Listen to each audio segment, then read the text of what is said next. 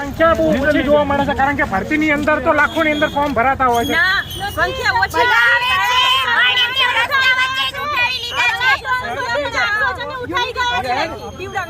એટલે યુનિટી તોડી એટલે ભાગ પડે.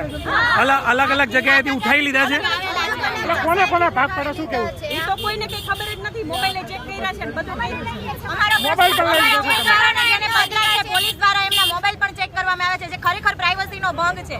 અને અમને હક છે અમારો હક માંગવા માટે અહીંયા આવવાનો, જેના માટે અમે આવ્યા છીએ. અમે કઈ સરકાર સામે ભીખ નથી માંગતા.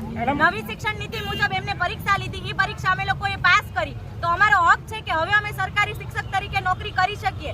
કે આમ તો એમ કે છે કે ભાઈ આખું ભારત તે વિશ્વગુરુ બનવા જઈ રહ્યું છે, પણ તમારા ગુજરાતની દશા જોવો કે ગુરુઓ વગરની શાળાઓ કેવી રખડી રહી છે અને ગુરુઓને રસ્તા ઉપર ઢસડવામાં આવે છે. એક બાજુ તમે રસ્તા ઉપર ઢસડો છો અને બીજી બાજુ સરકાર એમ કહે છે કે અમે તો બહુ સંવેદનશીલ છીએ. ફક્ત ફણગા ફૂકે છે સાહેબ સંવેદનશીલ ના, બાકી સંવેદન